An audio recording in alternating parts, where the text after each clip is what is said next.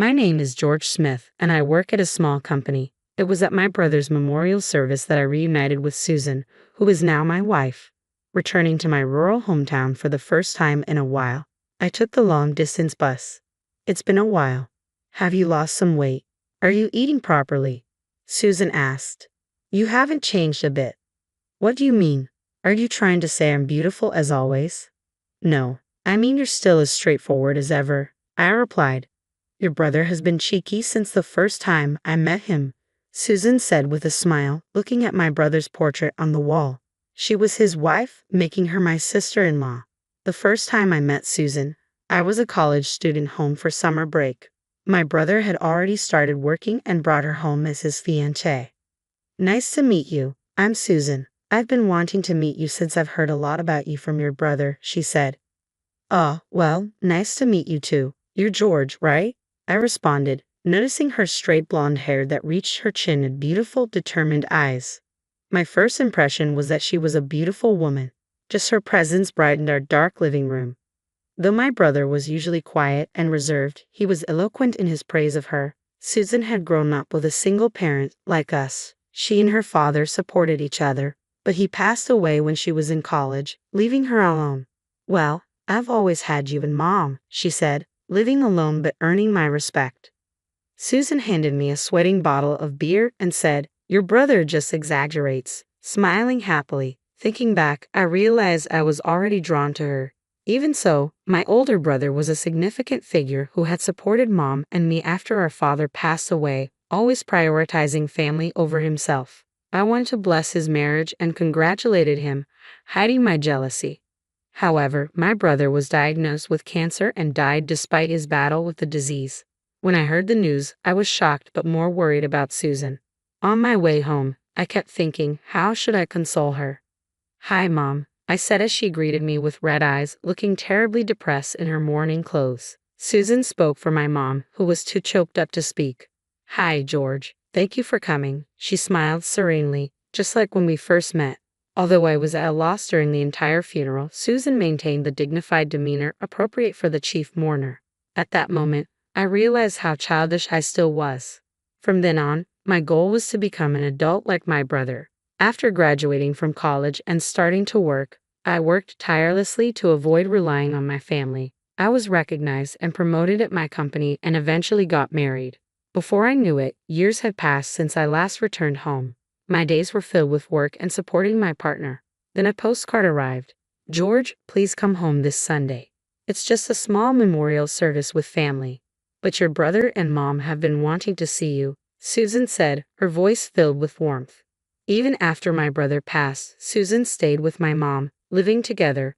Back then, Susan told me, leave your mom to me, and sent me off.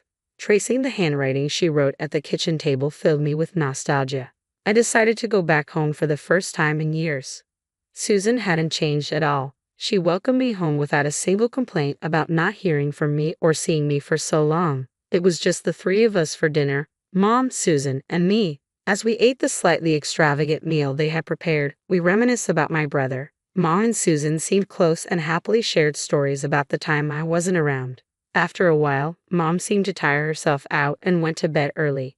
When it was just Susan and me, I felt a bit nervous. Cheerful as always, she said, it's really lively when the family gets together. Your mom was brighter than usual. Thanks, George. You too, Susan. Thanks for taking care of my mom all this time. Don't be silly. Your mom is like my real mom too. It's no trouble at all. She waved her hand dismissively and lifted a beer bottle. Come on, let's drink. Tell me what you've been up to. I told Susan everything, how I graduated from college and got into a good company, how frustrating it was when I couldn't do my job well at first, about the first big project I was assigned, how I trained my subordinates and how they finally became competent, and about my married life. Sorry I couldn't make it to your wedding. Don't worry about it. My wife wanted a small ceremony with just friends anyway. You did send a gift. I hope so, but I was worried you couldn't bring your wife because I'm still living here. That's not true. I came alone because we recently separated. I was quite drunk and said more than I should have. Really? Work kept me busy and we started drifting apart. Is your job that demanding? Yeah, I'm in charge of a big project. I leave at dawn and come back at midnight. Are you eating properly? Not really. I only come home to sleep. That's no good. I know. Anyway, tonight's dinner was great. I hadn't had mom's cooking in ages. I love her sautéed vegetables. Actually, I made that. Your mom taught me. Oh, so it was you. Susan, it was delicious. Do you mean it? Yeah, I could even eat it every day. Then how about I come over and take care of the house for you? As we were both tipsy and I thought Susan was just joking, I agreed lightly. I'll be happy if you do.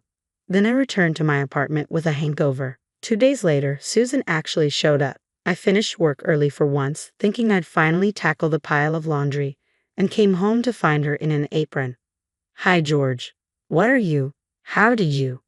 I told the landlord I'm family and he let me in. Nice place. The landlord seems nice too. What about mom? She gladly sent me. She even asked me to take care of you for a while now. Got it. Dinner's ready. Hey, you know what? You can complain while eating. Come on. Even at the entrance, I could smell the delicious food, which made my stomach growl. After getting a lecture from mom on the phone, I reluctantly let Susan handle the housework. Despite my initial reluctance, her meals were amazing. Besides, having someone greet me at home was wonderful. Her tomato stew, spinach salad, and cheese pasta were superb, making me look forward to dinner after a hard day at work. With peace of mind, work went smoothly, and I even found myself with some free time. When I started coming home early, having a drink with Susan in the evenings became our routine. We spent those quiet times chatting about nothing or watching TV while enjoying the snacks she prepared. You and your brother are alike in that you both can't handle alcohol, she would tease.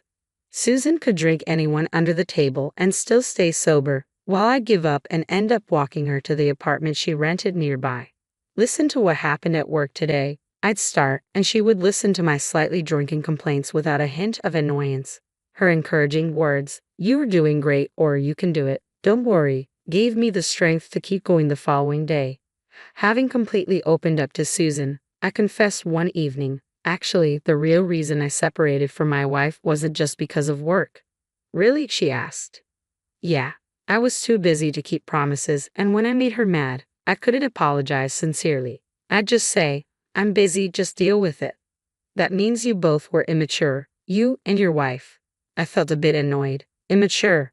Yeah, you couldn't empathize with each other because you were both too caught up in yourselves. She was right.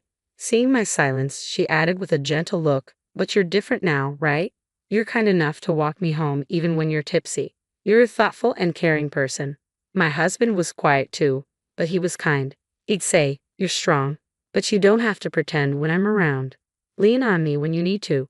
From the moment I met Susan, I thought she was an adult who handled everything effortlessly, but she had her own vulnerabilities and had been living on edge without any family to rely on. Seeing that new side of her, I felt a strong desire to protect her for my brother's sake too. The following day, I worked hard to finish on time. Seeing my determination, my younger colleague seemed surprised and offered to help. George, what's gotten into you? Oh, nothing. I'm curious now. I might not be very reliable, but please tell me what I can do for you. When I was a newbie and clueless, I made a huge mistake and you apologized on my behalf. Since then, I've wanted to be useful to you. I was deeply moved when my younger colleague, whom I had been looking after since he was new, said that to me. Actually, I'm going to confess my feelings today. Confess to who? To my late brother's wife, my sister-in-law. I explained about reuniting with Susan. That's complicated, but you're a mature and great guy. I'm sure it'll work out. I realized I was unknowingly comparing my ex-wife to Susan, trying to act grown-up and getting stubborn. You called me mature, but I think Susan sees me as a kid. What are you talking about? Men are always treated like kids by women. I have a sister, so I know. Sometimes I think she still sees me as a grade schooler. You were kidding. Susan wouldn't think I'd be that young. Don't worry, I'm sure she loves you. Hey, stop talking nonsense. Don't worry, I'll handle the assignment due tomorrow, so go home early. Although I thought he was cheeky, I couldn't wait any longer and left work in a hurry. All right, I'm counting on you. I ran home as fast as I could, eager to see Susan and tell her how I felt. Wow, you're back early. Out of breath from running, I couldn't utter a word. Though puzzled by my breathlessness, Susan smiled warmly. Since you're home, let's have dinner and some drinks, she said, taking my bag. Listen to me, I tried again, but Susan was busy preparing dinner. What did you say? Let's have this good wine I found. Susan, could you please listen to me? When I called her name, she looked startled. What's the matter? Speaking so formally. Well, tell me while we drink. Seeing my serious expression, she looked vulnerable. Sorry for scaring you. I calmed myself and stood right in front of her, carefully not to frighten her. Before we start drinking, I want to say this. Susan, thank you for everything. I've been able to work hard because you're here. Coming home to you makes me truly happy. Yesterday, you said I'm still a kid, and you're right. Compared to my brother, I'm still far behind. But I love you, Susan. Are you serious? I want to protect you for my brother's sake too. When I confessed, Susan started to cry. Seeing her in tears made me flustered because she was usually so strong-willed. Oh, sorry, did I upset you? No, I love you too, George. Nothing drastically changed, but Susan and I became a couple. If anything changed, it was that we started going out together on weekends. We went to movies and shopping. I learned that Susan didn't like taking the bus alone. One time in college, I overslept and ended up at an unfamiliar bus stop. I panicked and got on the wrong bus in the opposite direction. It was late and I was really scared, thinking I couldn't get home. I had no one to call to pick me up, and I cried at the dark bus stop. It's okay now. If you get lost somewhere, I'll pick you up. Thanks, George. Susan looked so relieved, almost childlike. Our relationship was going well, but during a critical phase of my project, I made a mistake. I had promised to have dinner with Susan, but a meeting ran late and I couldn't contact her for 2 hours. When I checked my phone, there were missed calls from her. Susan, I'm swamped at work and can't make it tonight. Isn't there something you want to say to me? I was worried because I couldn't reach you. I told you I was busy. I'm hanging up now. Sensing she was about to lecture me, I abruptly ended the call. Looking at my phone, I saw messages from her. What's wrong? Are you okay? Are you sick? Please call me. Her messages were filled with concern, which struck me. She had expressed worry on the call too. I was shocked at my own mistake. What should I do? The more I thought about apologizing, the less I knew how to do that. I missed the timing completely. I feared our relationship might end up like my previous marriage. Just thinking about that made me freeze up, leading me to avoid contact with her for several days. Then one day, I came home to find Susan waiting for me. Standing by the door, she greeted me as usual. Hi, George. Seeing me avoid eye contact, she suggested, how about going out for a drink? Maybe you can apologize then. However, I was filled with shame and replied stubbornly, you don't need to take care of me like this, acting as if we were back to just a pre-relationship dynamic.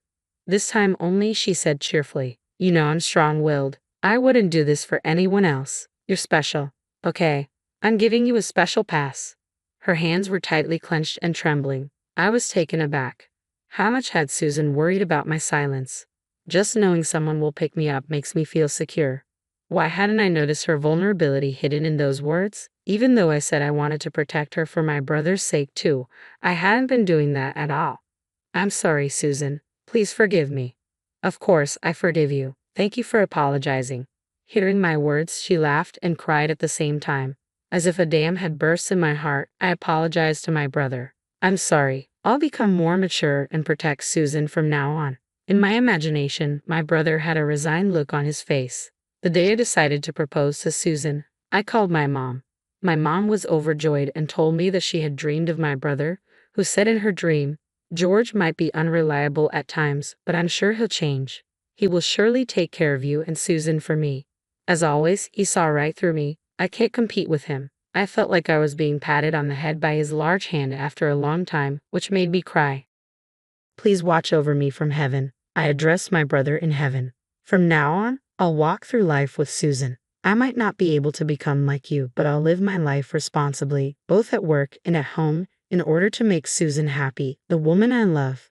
So don't worry. After I hung up the phone, Susan asked, is your mom doing well?